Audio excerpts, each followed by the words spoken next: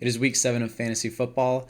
This slide is going to be one that you're going to be referencing back to throughout the video. These are my favorite picks for this week, and then next to them are my favorite busts and fade picks for this week. As I go through this video, there's going to be green boxes, yellow and red boxes around the level in which you're going to be starting or sitting the players going into this week. For our first matchup of this week, we have the LA Rams against the Jacksonville Jaguars. I'm going to be sitting Matthew Stafford and Trevor Lawrence in this matchup. Both teams are going to be very run heavy. The Rams are expected to win this game by 3 points. 44.5 is the applied team total for Vegas lines. And Rams are going to be very run heavy with Kyren Williams. Devontae Adams is going to get a ton of work with Puka Nacua being out this week with injury. Jordan Whittington and Tyler Higbee are going to be flex starts or mild starts for me this week, as more of that volume from Puka is going to trickle down throughout the rest of the offense. On the Jacksonville Jaguars side, we're going to be sitting Bryce Tootin. He hasn't gotten any work yet this year. Start Brian Thomas. He's coming off a good week last week and could continue that production. Travis Hunter saw an uptick in snap share last week. Hopefully that can continue against the Rams as they try to stay pass heavy to stay in this game. And then sit Brenton Strange this week as he is injured. Going into the next lineup, we have the Saints versus the Chicago Bears. Alvin Kamara is going to be a start this week, I think, against the Chicago Bears. Playing from behind, he's going to finally get that passing volume and hopefully a rushing touchdown against a weak Bears defense. Sit Kendre Miller this week. He is starting to eat into Alvin Kamara's workload. Chris Olave is going to be a start this week. He has that volume of an elite wide receiver 1. Hopefully he finally connects on more of those passing touchdowns. Rashid Shaheed might be able to have a big play against the Chicago Bears, but it's going to be very boom or bust for him this week if he doesn't get that big play. Juwan Johnson is starting to see a decrease in not only snap share but also targets, and if that continues, I don't feel safe starting him this week. The Bears are actually also going to be very pass heavy. DeAndre Swift is going to get a lot of checkdowns this week. I think you can start Caleb Williams, as it is going to be a very high scoring game. I think he can even get a rushing touchdown this game. Roma Dunze and DJ Moore are going to be starts for me this week. I am going to be sitting Luther Burden and Colson Loveland. Colson Loveland because he hasn't done anything yet this year, and Luther Burden because I don't know if they're going to need to be doing those deep passes this week to get him those fantasy points. For the next matchup, we have the Dolphins versus the Browns. Very low scoring game. This is the lowest scoring game, I think, of the week, according to Vegas. Cleveland expected to win it by 2.5 points, with 35.5 as the implied team total. There's not going to be many touchdowns this game, but the Dolphins are going to be very pass heavy, trying to stay with Cleveland, and the Browns are going to be very run heavy as the Miami Dolphins have a very bad run defense. Devon Achane obviously a must start every week. Jalen Waddle being the wide receiver 1 is going to be a must start. Malik Washington's going to be a sit, and then Darren Waller, I know it's a very low touchdown dependent game, but I do think he will get one of those touchdowns this week against the Browns. The Browns have a lot of good rushers on defense, especially Myles Garrett. They're going to force the ball out quick. Darren Waller works well in the quick game, especially when they get in the red zone. He's going to have that volume there. Quinshon Judkins is one of my must-starts boom players for this week. Miami Dolphins have given up over 100 rushing yards the past few games to running backs. Jerry Jeudy is going to be a flex start this week because Dylan Gabriel does pass the ball a lot but doesn't connect a whole lot, and Jerry Jeudy is kind of working with an injury right now. Isaiah Bond, David Njoku going to be sits. David Njoku because he's out. And then Harold Fannin is also one of my must-starts this week because Njoku's out. He should see all that volume and maybe even see 12 or so targets this week. Moving into our next matchup, we have a divisional game between the Raiders and the Chiefs. Geno Smith is going to be a sit this week. And because the Raiders are going to be very pass-heavy, I expect Ashton Genty to get some receiving work this game. Chiefs don't have the running defense they had last year, so he should be able to get some yards on the ground as well. Jacoby Myers is going to be a start this week as they try to stay in the game. I think Trey Tucker can actually be a flex start this week as well as they try to stay with the Chiefs. Chiefs expected to win by 11.5 points this week in a 45.5 point total game. Michael Mayer will be a start for me this week with Brock Bowers being out and Michael Mayer getting the majority of that work with Brock being out. I think he can get 7 or 8 targets this game and maybe a touchdown. Kansas City Chiefs start Patrick Mahomes. He is quarterback 1 this year. And Isaiah Pacheco has not been doing the best this year. He has actually been very efficient, though, with the work he's gotten. Hasn't related into any fantasy points as of yet, but when the Chiefs start off pass heavy with Rashee Rice being back healthy. They have Xavier Worthy, they have Hollywood Brown, Travis Kelce. When they start pass heavy and get up by this 12-point lead, I can see them turning to the run game, and with all their receivers, I think Isaiah Pacheco is going to see a lot of those lanes open up for him this week and possibly get one of his first rushing touchdowns of the year. Moving on over to the Minnesota Vikings versus the Eagles. We have a 43.5 point total. Philadelphia expected to win by 1.5 points. Vikings are going to be very pass heavy against a very weak Eagles secondary. They're also very injured. Eagles are going to be very run heavy. Vikings give up the least amount of points to not only quarterbacks but also receivers on the year. They're one of the toughest secondaries to go up against. AJ Brown, obviously with where you drafted him, will have to still be a flex start just because you took him in the second or third round this year. Dallas Goedert is going to be a start though. Dallas Goedert gets a lot of volume in the last few weeks, and Jalen Hurts obviously a start this week. I think he'll finish top 5 QB this week regardless of the matchup. He'll actually see more rushing involvement, I think, from the Eagles this week as the Vikings give up a lot of yards on the ground to running backs and quarterbacks. For that reason, Saquon's also going to be a start, and obviously you took him in the first round, so you're going to start him regardless. Carson Wentz going to be a start for me this week. I have the belief that Vikings quarterbacks don't really bust in any games. They consistently, with the core they have around them, tend to put up at least 14, 16 points on a week, which isn't a lot, but in a game that has a very weak secondary, you can see, I think, 20, 22 points out of Carson Wentz this week if he connects on Justin Jefferson or a Jordan Addison touchdown. Jefferson, obviously, a must-start this week. Jordan Mason against fairly good Eagles run defense, I think, is going to be a flex start this week. Aaron Jones is still out, so I do feel comfortable and confident starting Jordan Mason this week. And then going back to Jordan Addison, I think that he's going to be a very good flex option this week as he is the wide receiver 2 on a very pass-heavy team. Moving on over to the Jets and Carolina Panthers, it's a 42.5 implied team total for this game. Carolina expected to win this matchup. Jets are going to be very run-heavy without Garrett Wilson in the lineup. I think Josh Reynolds is going to be a flex because of that. And then Mason Taylor, a must-start for me this week because of all the volume he's going to get from Justin Fields. Justin Fields without Garrett Wilson doesn't have any major upside for passing touchdown work outside of his rushing ability. Playing against a Carolina defense that already excels against the wide receivers, I don't think he is startable this week. Breece Hall is going to be startable, possibly getting check downs from Justin Fields and just getting majority of the work as Jets really have no one else to turn to in this matchup. Panthers being run heavy this game. I know Chuba's back in the lineup. Enrico's coming off of 2 30-plus point performances. Both of them are going to get pretty split workload from what we've heard from coaches, and they're going to be very run heavy in this game. Tet is going to be a must start. Both of those running backs are going to be flexible options this week.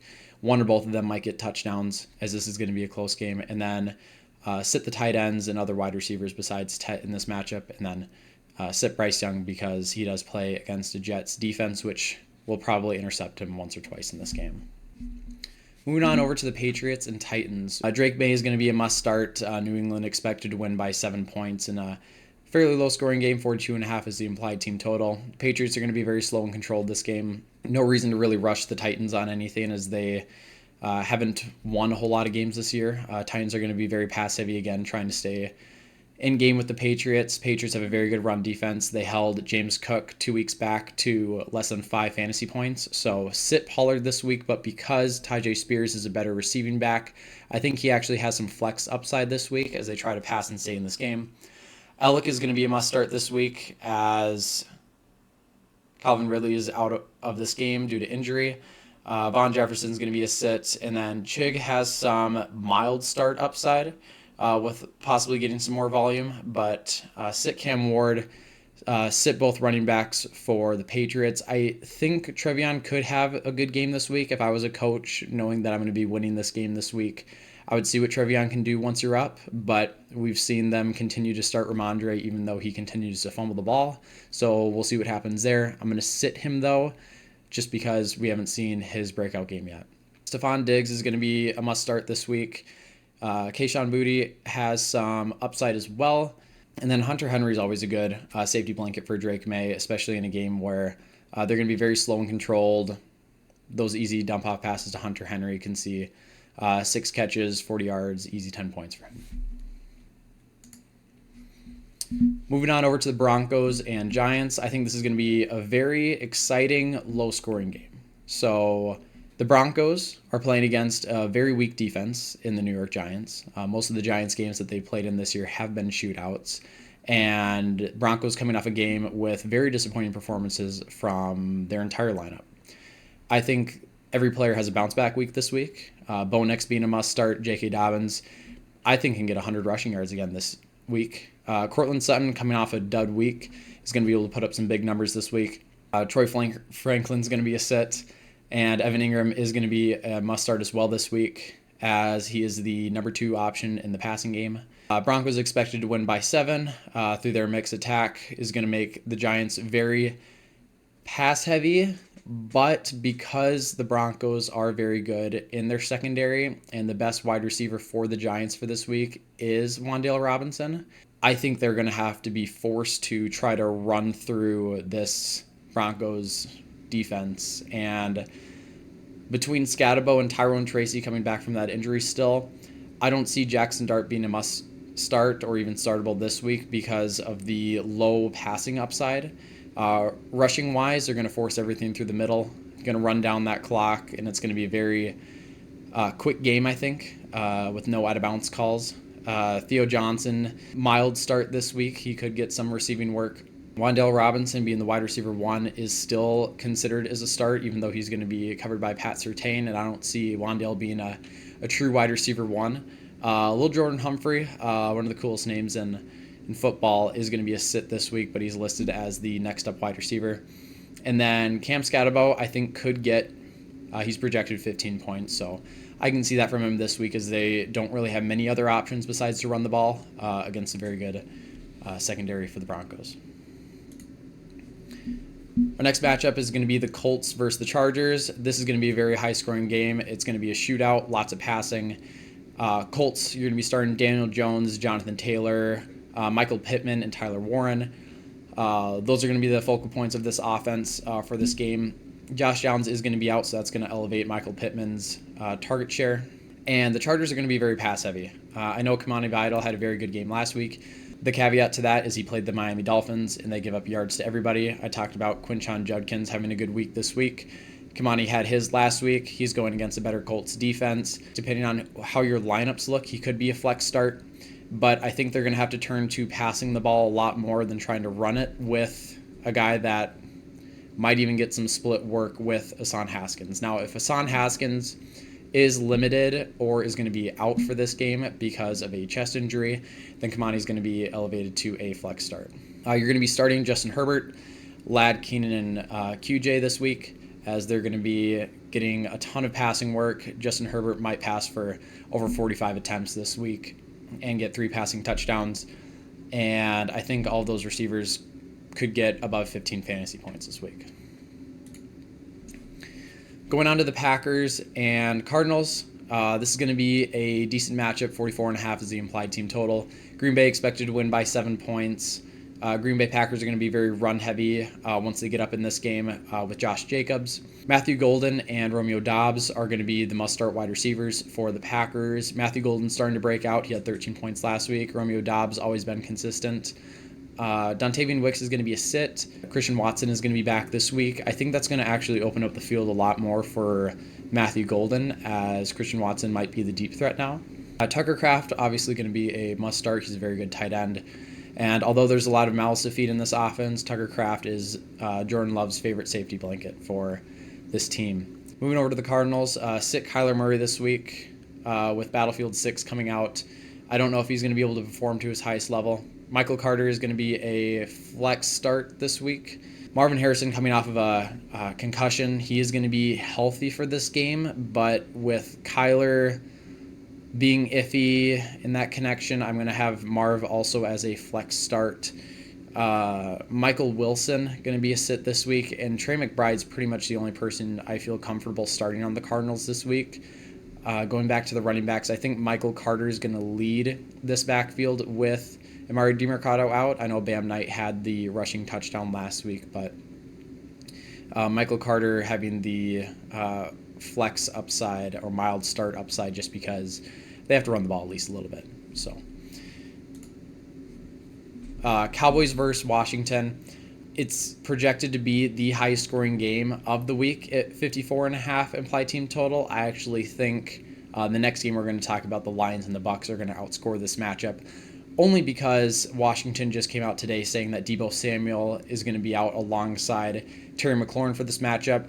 That obviously hurts their ability to pass the ball and is going to mix up a lot of things for what Washington ends up doing on the offensive side of things. So the Cowboys expected to win this game, I think, by more than their original 1.5 spread.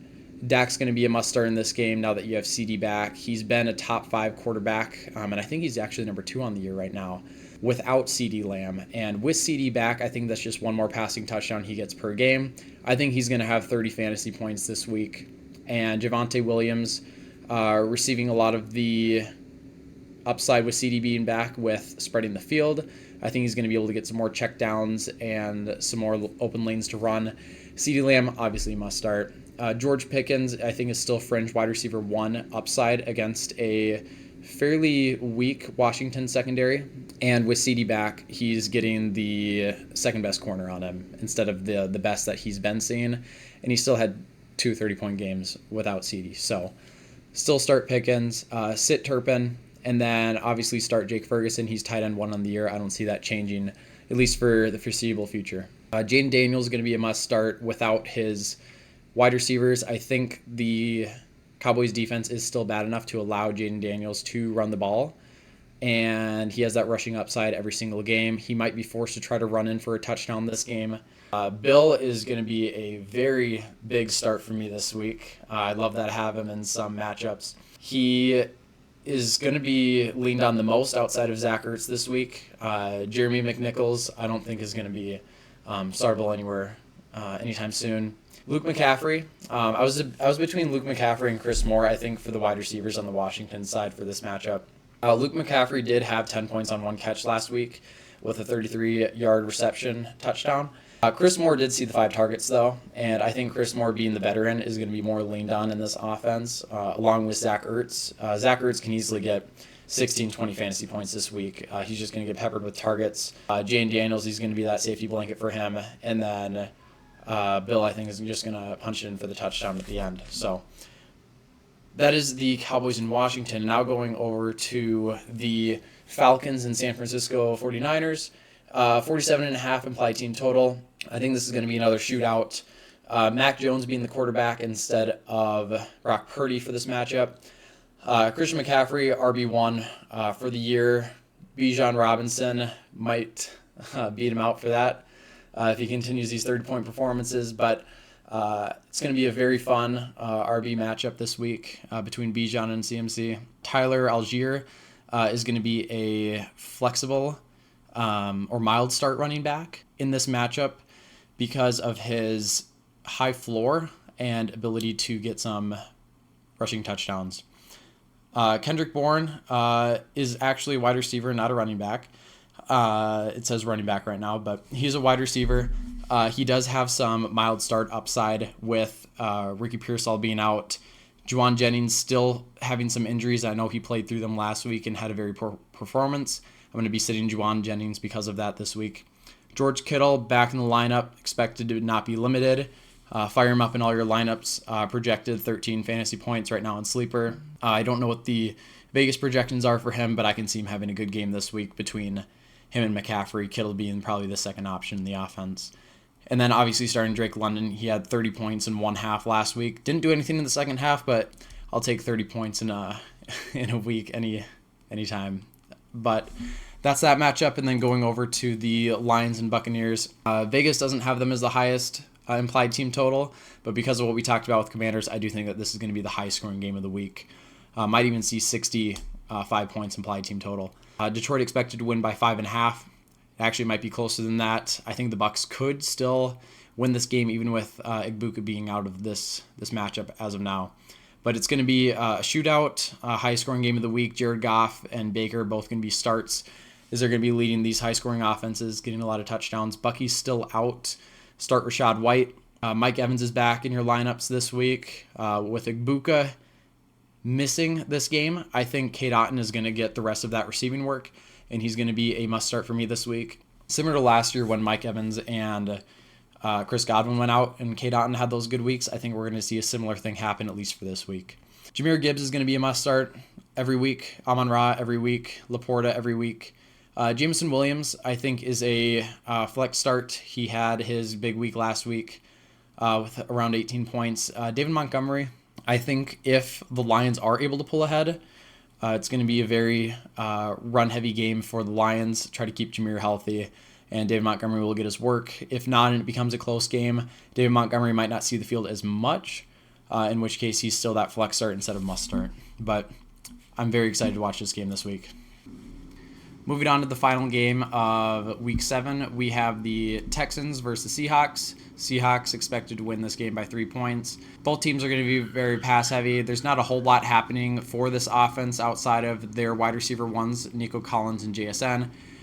Nico Collins, I expect to have a bounce-back week. I know the Seattle Seahawks have a very sneaky good secondary, but Nico Collins, wide receiver 1 for the team, they're going to obviously try to win this game, and going to have to go through Nico Collins to do that.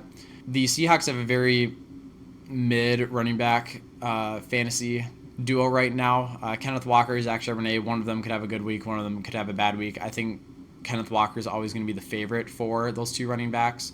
And then JSN, obviously, wide receiver 1 with all the injuries happening at the wide receiver position. And then I would just sit everybody else because at this point in the week, I would prefer anybody else I've talked about up until this game.